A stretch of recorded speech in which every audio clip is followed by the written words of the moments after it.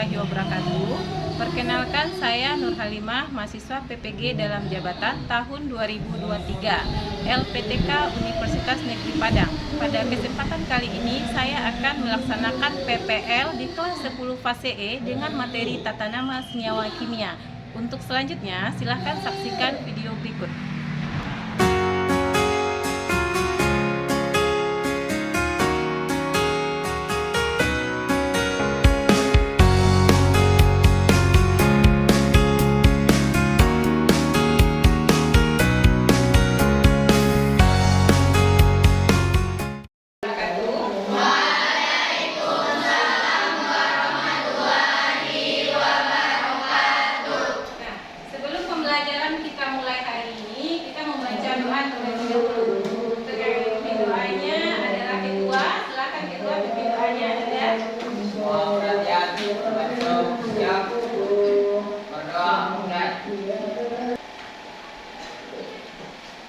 Nah, siapa yang tidak hadir hari ini, Ananda? Tara, siapa yang hadir, Tara? Arif, Prabu. Fadila, izin, Bu. Izin. Satu lagi? Amin, absen. Amin, absen. Nah, baiklah Ananda Ibu. Bagaimana kabar Ananda Ibu semua? Alhamdulillah, Ibu. Dan siap untuk belajar? Ya. Nah, sebelum pembelajaran kita mulai pada hari ini, Ibu sedikit mengingatkan tentang materi kita yang sudah kita pelajari, yaitu tentang unsur. Masih ingat Ananda Ibu apa saja unsur yang tergolong ke dalam unsur logam? Masih. Nah, gimana sih? Unsur logam itu golongan berapa saja? Golongan dari 1 sampai 3. Nah, golongan berapa lagi? Logam transisi golongan 1B sampai 8B. Iya, bagus. Golongan 1B sampai 8B. Kalau dia unsur non-logam, golongan berapa saja? Golongan 4A sampai 8A. 4A sampai 8A. Sama hidrogennya ya? Hidrogen. Nah, sekarang Ananda masih ingat unsur penyusun satu senyawa? Masih. Contohkan ini. Ada senyawa HCl, ada H2SO4. Apakah senyawa itu berbeda? Berbeda. Coba Ananda Ibu, kenapa berbeda? Karena unsur penyusunnya berbeda, Bu. Unsur penyusunnya berbeda. Kalau HCl apa unsur penyusunnya? Nasi, Bu. Nah, coba kasih. Hidrogen sama klor, Bu. Iya, kalau H2SO4? Hidrogen, sulfur sama oksigen. Iya, jadi dengan mengetahui Ananda memahami unsur dalam satu senyawa, nanti Ananda akan memudahkan untuk memberi nama satu senyawa sesuai dengan materi yang akan kita pelajari saat ini, yaitu mengenai tata nama senyawa. Nah, sekarang Ananda Ibu coba perhatikan gambar yang ada di depan. Apakah Ananda pernah menggunakan ini? Nah, pernahkah Ananda mengetahui bagaimana cara penamaan bahan-bahan pada komposisi dari pembuatan sabun ini? Tidak tahu. Nah, pernah nggak lihat komposisinya? Tapi namanya nggak tahu. Nah, berarti nanti ketika mempelajari materi tata nama senyawa, Ananda akan bisa mudah memberi nama pada senyawa yang terkandung pada produk yang ini. Iya. Nah, jadi tujuan pembelajaran kita hari ini itu adalah melalui kegiatan pembelajaran dengan menggunakan model pembelajaran discovery learning, melalui diskusi kelompok dibantu dengan LKPD, nanti Ananda bisa diharapkan dapat menganalisis dan menentukan tata nama senyawa dengan tepat. Jadi dengan memahami nama satu senyawa, Ananda akan mudah membedakan antara senyawa yang satu dengan senyawa yang lain. Nah, sekarang coba perhatikan video yang Ibu tampilkan. Nah, sebelum Ibu nanti menampilkan video ini, Ibu bagikan dulu LKPD yang akan Ananda kerjakan.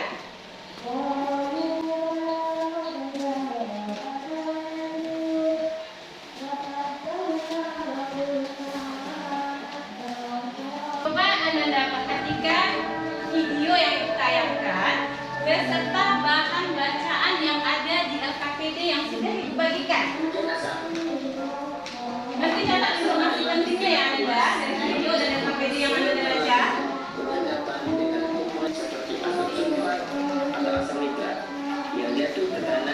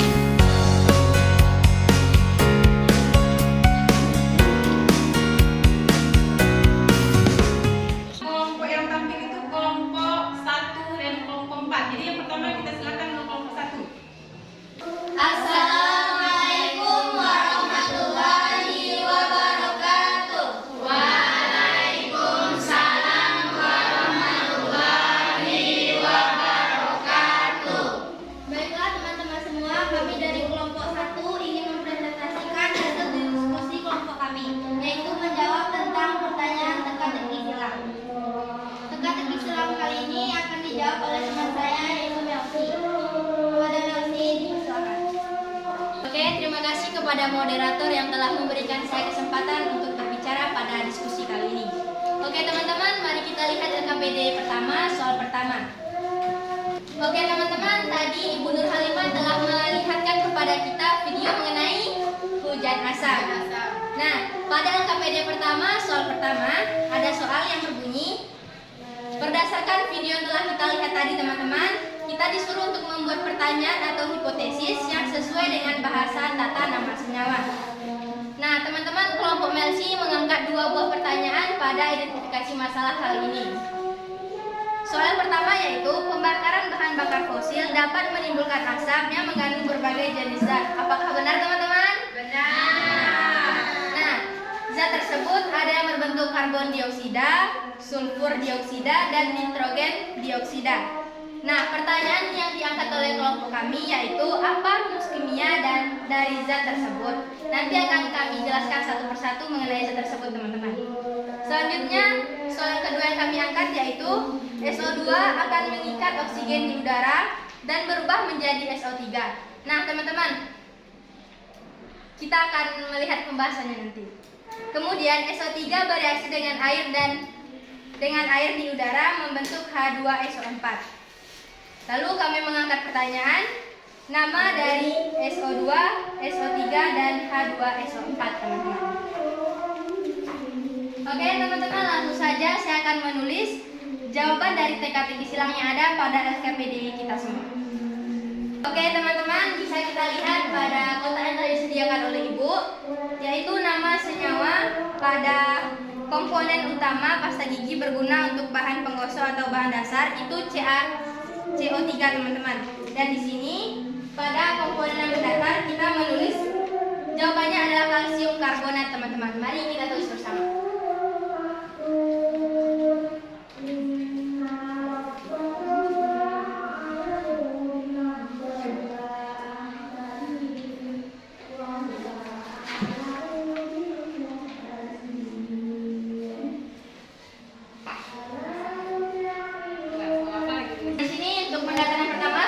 Jawab yaitu kalsium karbonat. Untuk pendatar yang kedua kita tulis juga teman-teman yaitu natrium hipoklorit.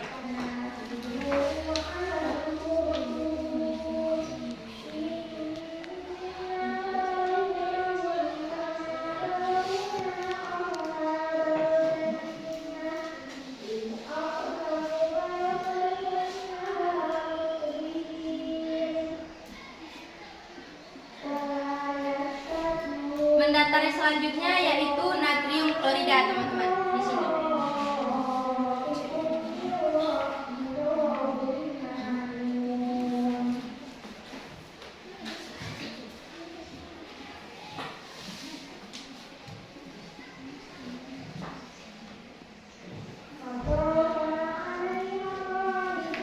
Selanjutnya pada bagian mendatar di sini teman-teman, jawaban dari kelompok kami yaitu karbon dioksida.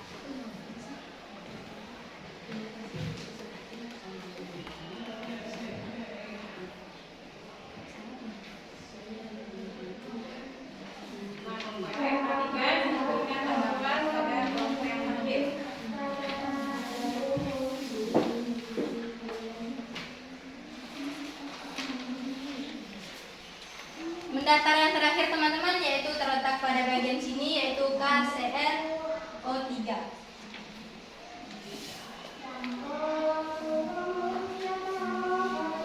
Nah teman-teman, apakah yang mendatar sudah terjawab semua kira-kira teman-teman? Sudah. Oke, langsung aja kita masuk ke yang menurun teman-teman. Yang pertama pada bagian ini teman-teman, jawabannya yaitu NaOH.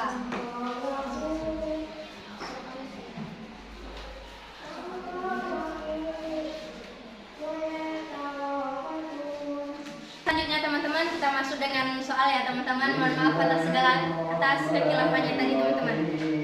Selanjutnya yaitu nama MgOH2 yang digunakan sebagai antisida atau obat MAG, yaitu magnesium hidroksida. Kita tulis di sini teman-teman.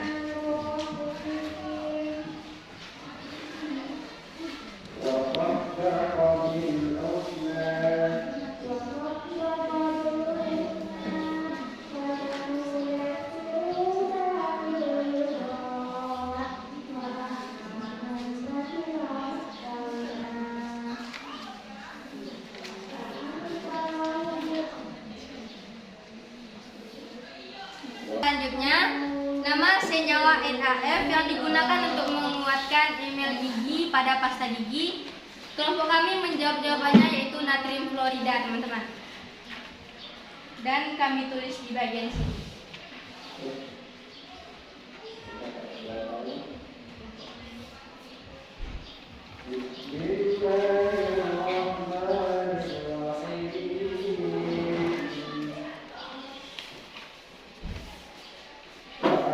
Pertanyaan selanjutnya, teman-teman. Senyawa yang terdiri dari dua unsur yang berbeda yaitu biner, teman-teman. Dan kita tulis pada bagian sini.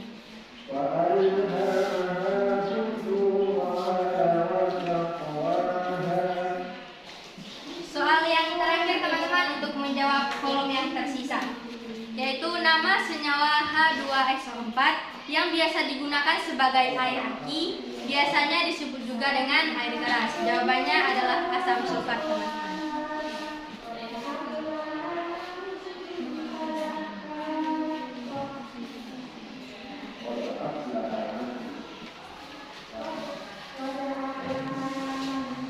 Oke, teman-teman, itulah penjelasan dari saya. Selebihnya saya kembalikan kepada moderator.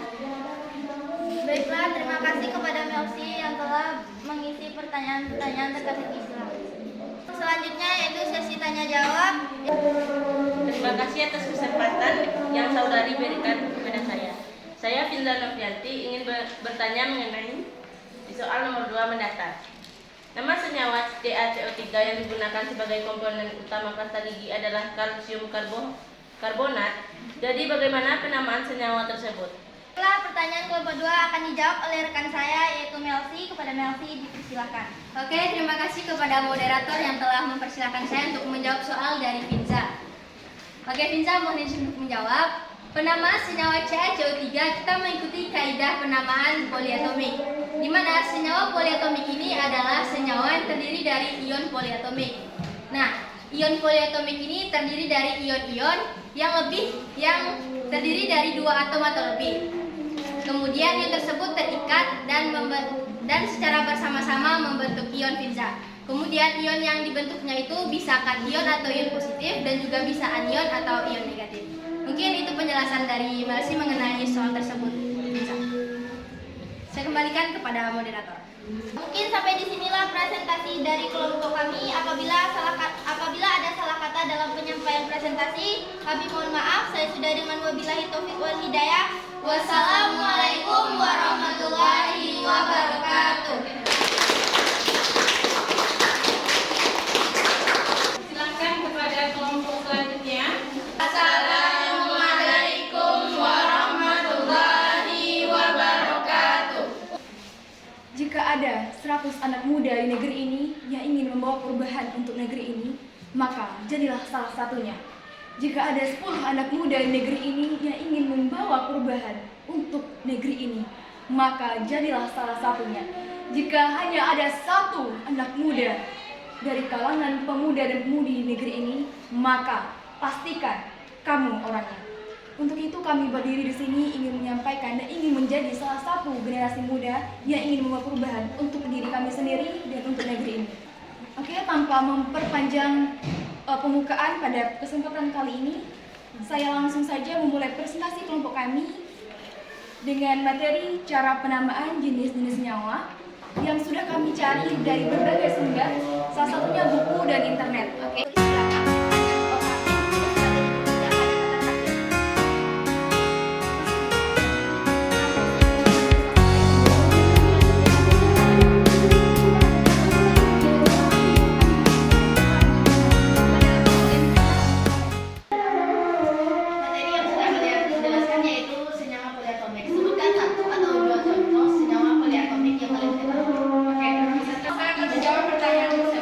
Berikan salah satu atau lebih contoh dari senyawa poliatomik. Adapun contoh dari senyawa poliatomik yaitu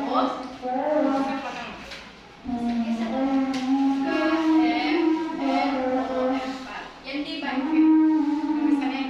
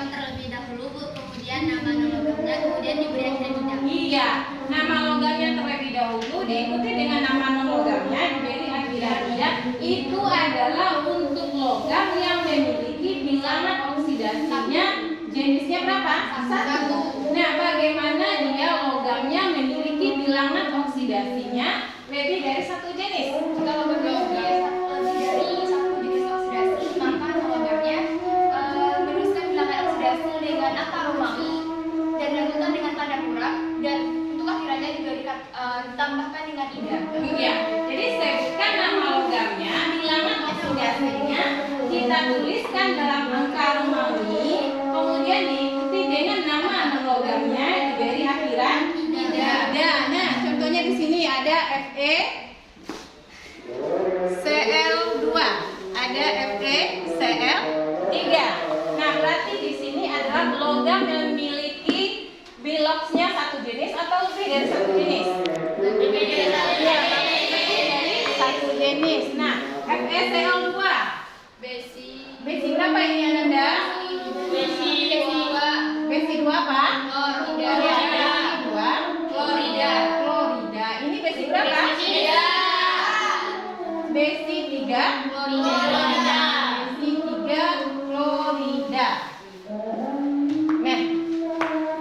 Nah, contohnya yang logam yang memiliki bilangan oksidasinya 1 jenis. NaBr. Apa? NaBr. NaBr. Kenapa bilangan oksidasi Na? Positif 1. Apa namanya ini? Natrium bromida.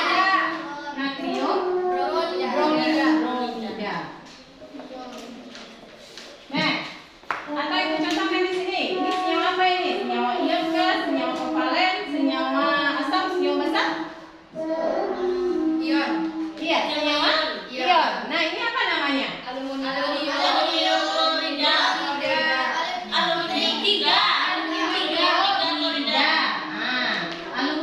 klorida. Nah, kenapa di sini kita tidak menuliskan bilangan oksidasi dalam angka Romawi? Karena apa? Senyawa ion memiliki bilangan oksidasi 1 jenis. Nah, maka tidak ada dituliskan dalam angka Romawinya bilangan oksidasinya. Nah, bisa dipahami itu anak ibu? Bisa. Ada yang ingin bertanya? Ibu silakan. Nah, kalau tidak ada, siapa yang bisa menyimpulkan dari diskusi kita tadi, dari penjelasan yang sudah diberikan masukan tambahan tadi? Ada nggak yang mau menyimpulkannya? Menyimpulkan hasil diskusinya, Pak. Jadi kesimpulan dapat saya tangkap dari hasil Diskusi tadi, iya. Diskusi tadi. pada unit yang lalu, bahwa kita membahas mengenai senyawa biner. Jadi senyawa biner itu terjadi antara senyawa ion dan senyawa kovalen. Jadi senyawa ion terbentuk antara senyawa logam ditambah dengan non-logam, dan senyawa kovalen antara non-logam dan non-logam. Jadi pada senyawa ion ada aturan penamaannya. Dengan aturan, jika logam memiliki 1 bilangan oksidasi, maka diikuti dengan bilangan non-logam yang diberi akhiran ida. Sedangkan aturan kedua, jika bilangan logam yang diikuti dengan lebih dari 1 bilangan oksidasi, maka penamaannya bilangan logam ditambah dengan atau ditambah penulisannya dengan bilangan oksidasi dengan angka Romawi dari tanda kurang, dan bilangan logam ini bilangan logam diakhiri dengan kata ida.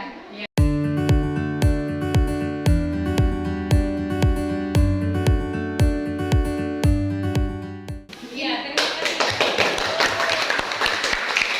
Dan memberikan kesimpulan yang detail terhadap materi kita saat ini. Nah, supaya lebih nampak gambaran Ananda apa yang disampaikan oleh temannya tadi, sekarang ditampilkan di depan ini. Nah, tadi kita sudah bicara tentang mengenai tata nama senyawa biner ini. Nah, jadi tata nama senyawa biner itu senyawa yang terbentuk dari 2 unsur. Nah, contohkan ada CO, ada Na. Nah, untuk CO berarti dia terdiri dari unsur apa saja? Klor dan oksigen. Karbon dan oksigen. Ini apa unsur penyusunnya ini? Natrium. Iya, jadi unsur yang penyusunnya itu terdiri dari 2 unsur itu dikatakan dikatakan dia senyawa biner. Nah, senyawa biner ini bisa dia berasal dari senyawa ion, bisa dia berasal dari senyawa kovalen. Nah, bisa kamu lihat di papan ini, senyawa ion itu adalah senyawa yang terbentuk karena adanya ikatan ion antara logam dengan logam. Nah, logam itu bisa berasal dari logam utama, logam transisi. Nah, logam utama itu adalah logam golongan A. Golongan 1A, berapa lagi? 3. Nah, kalau untuk logam transisi itu mulai dari 1B sampai dengan 8B.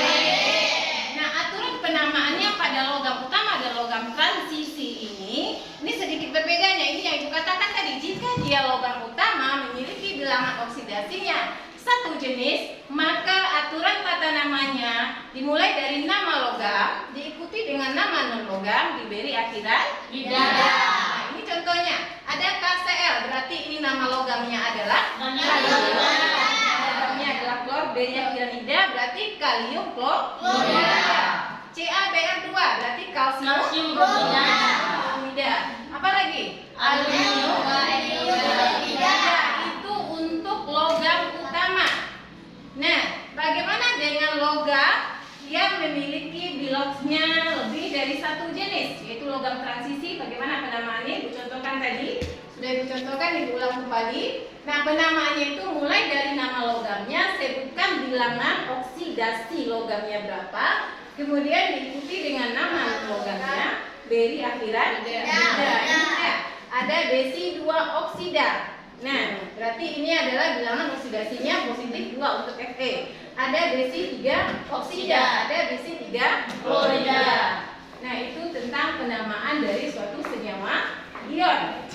Nah, sekarang kita lihat ini senyawa kovalen. Senyawa biner kovalen apa tadi Ananda Ibu? Senyawa yang berasal dari unsur non-logam dan logam. Nah, ini contohnya. Tadi Ananda Ibu temannya sudah menyampaikan tadi sedetail mungkin. Nah, sekarang Ibu hanya menggambarkan di papan lagi. Nah, jadi ini dia tata nama senyawa biner non-logam. Nah, di mana jumlah atom atau indeksnya itu harus kita tuliskan dalam bahasa Yunani. Di mana bisa kamu lihat satu itu adalah mono sampai nanti dengan 10 itu deka. Nah, Ibu contohkan di sini. Penamaannya sebutkan jumlah atom non-logam pertama, diikuti dengan nama non-logam pertama, kemudian disebutkan jumlah atom non-logam kedua, diikuti dengan nama non-logam kedua, kemudian tidak.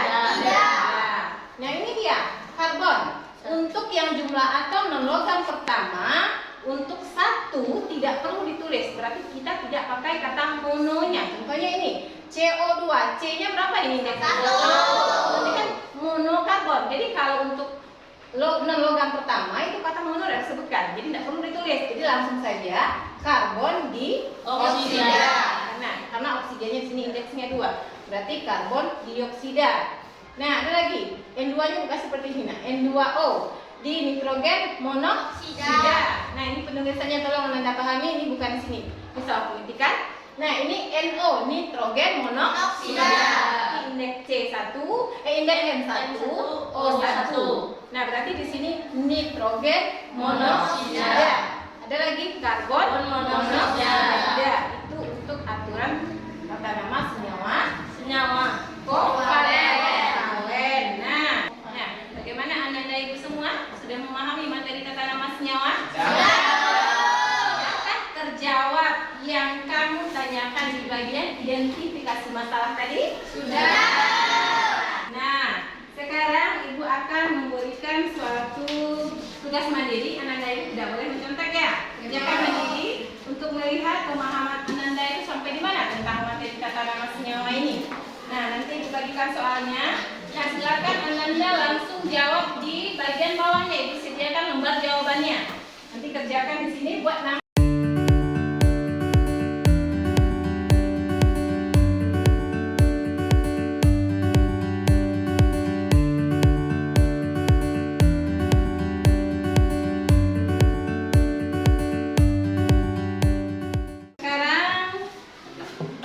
Perasaan Ananda setelah mengikuti pembelajaran hari ini? Alhamdulillah sangat senang. Kira-kira kenapa ya? Kenapa? Karena menggunakan media alternatif. Selanjutnya dia pembelajaran Aktif saja hanya kerjasama alternatif dan kekompakan alternatif. Nah, Jadi untuk pertemuan berikutnya, tolong dibaca mengenai persamaan reaksi. Baca di rumah ya Nanda untuk materi kita pertemuan berikutnya. Ya, jadi untuk hari ini materi kita sudah selesai. Nah, kita akhiri dengan hamdalah. Alhamdulillah.